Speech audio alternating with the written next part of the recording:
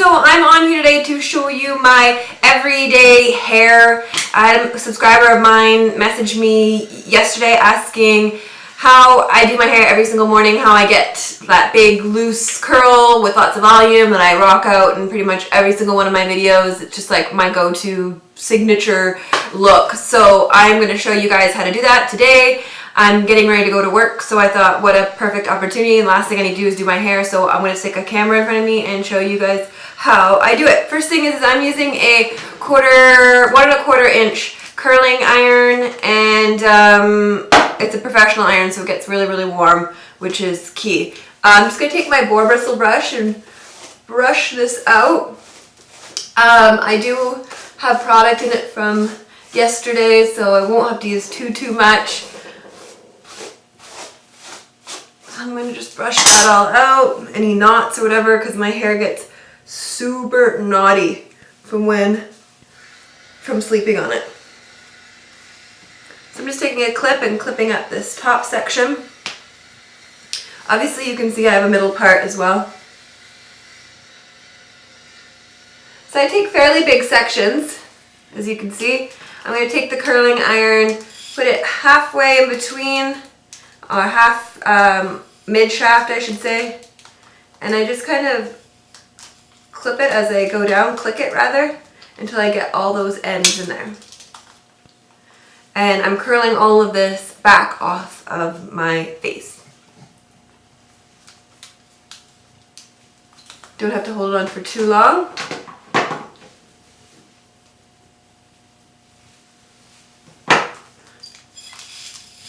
So as you can see, these sections are quite large. Mainly because I don't really want a really tight curl. I want it a little bit looser, and the bigger the section you take, the more of a sort of wave that you're going to get out of your hair. If you want a tighter look, then take a smaller section.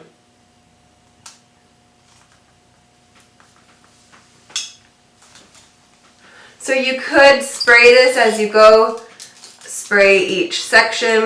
Of course, using a heat protectant would be good, but like I said, I have product in there from yesterday, so I don't need to.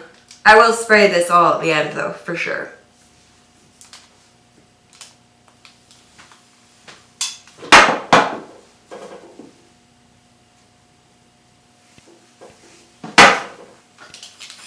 So I don't know if you guys can actually see this technique, but I'm starting in the middle, kind of sliding it down, curling upwards and sliding as I go through.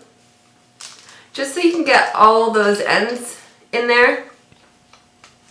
And of course my hair is layered, so a lot of times you've got all these uneven bits, and just by doing it that way, you're pretty much ensured that you've got all those little bits in there. I'm like pulling it so hard.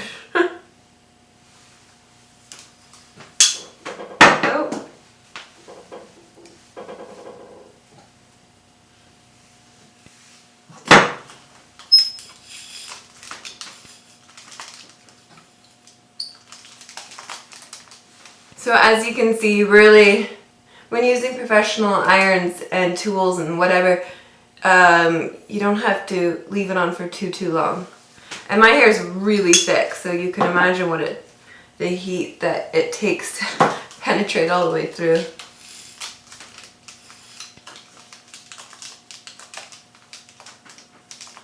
Someone also messaged me the other day asking, what do I look for when it comes to flat irons and curling irons, things like that. The number one thing I would definitely recommend is look for something with a heat dial, because not everyone is going to use it at the hottest setting like I do. The only reason why I use it at the hottest is because, like I said, I have a massive amount of hair, very thick and very coarse. So temperature dial is a must. And second thing would probably be look for something that's ceramic, tourmaline, something that's not gonna rip your hair out when you're gliding it through, because God, I can remember my very first flat iron. It was basically metal plates and it just ripped my hair out. So look for ceramic, tourmaline, also a lot of professional irons, flat irons, all that. They come with warranty. So look for something with a 1-2 year warranty would be even better. Because if you're somebody like me who uses hot tools pretty much every single day, you're going to want a warranty just in case something craps out on you after, 8 months or something. So warranty is important as well.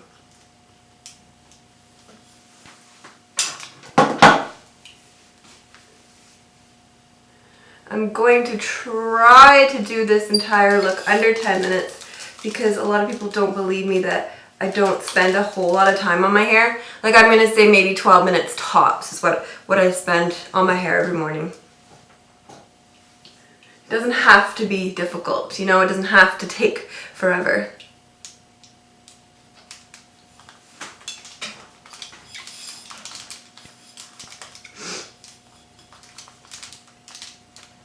Gotta check on the time here because I have to go to work. So I woke up this morning, looked at the calendar, and realized that tomorrow is Good Friday. I totally had forgotten that it's a long weekend. So that was really exciting. So stupid. I swear to God, I'm blonde under here. And as you can see too, when I'm curling this, I'm trying to get as close to the root as possible, just so that you can get a little bit more lift in through there. Especially when you start doing the top, you want to get as close to the root as possible.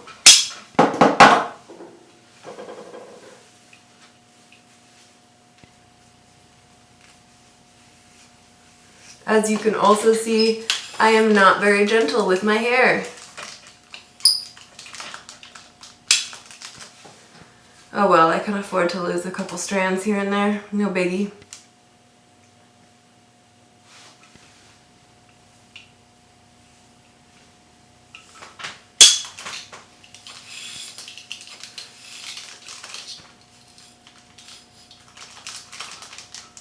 Sorry if I'm making any weirdo faces.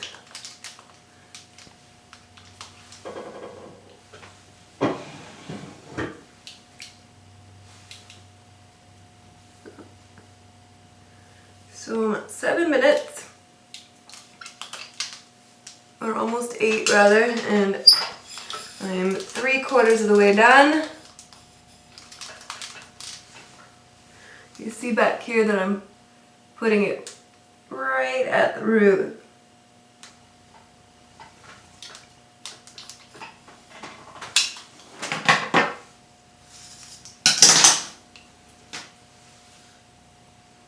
So I'm going to do my middle part. Here we go.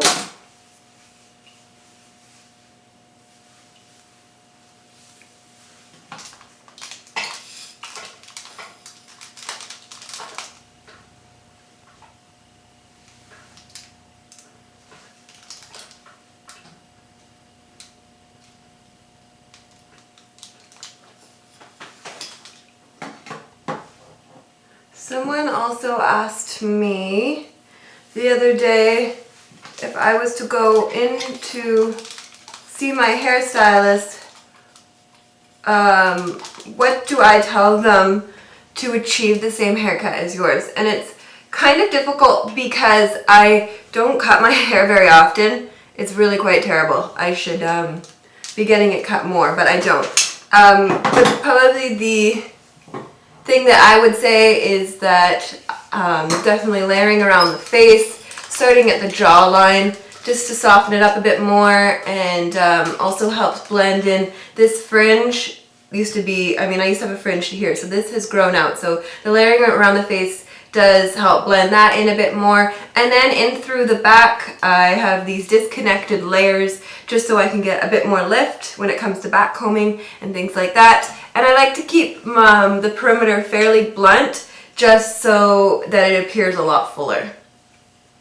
So if that makes sense to you, that's what I would say to a hairstylist if you're liking my haircut. It's So let's see, I'm at 10 minutes. I think I can do 12 minutes.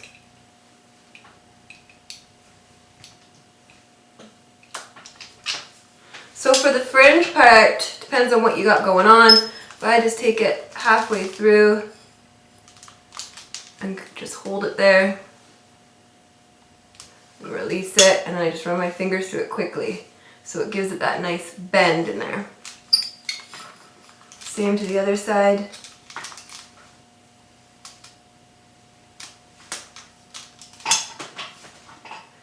Okay, so then when that's all done, I take a little bit of the Kenra volume spray, give it a spray all over.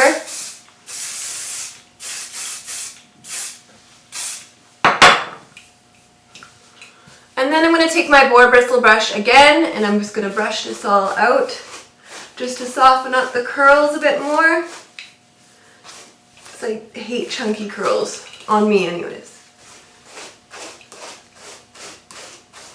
So brush this out, and you can just see it softens up the look. And you could just leave it like that, but you guys know me. I'm just going to go in with some back combing. So I'm just going to take this section in the crown, do some back combing in through the root area to the point of where I basically make like a little nest. Flip it over, take my boar bristle brush again and just smooth that out. I'll go in this top section here.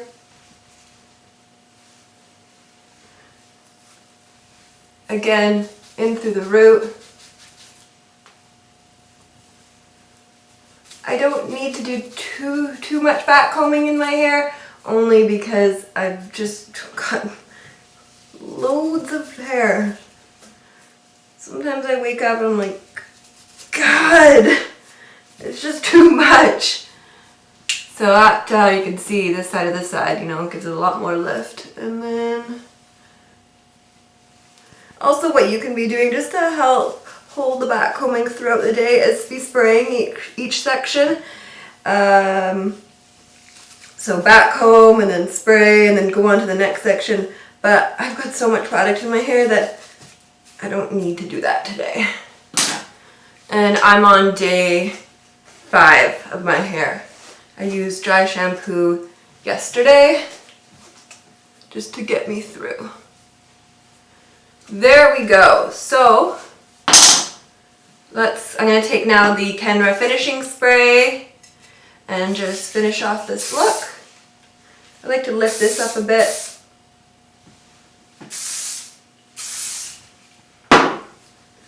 And there we go. That, ladies and gentlemen, is the finished look. So I hope you guys enjoyed this hair tutorial.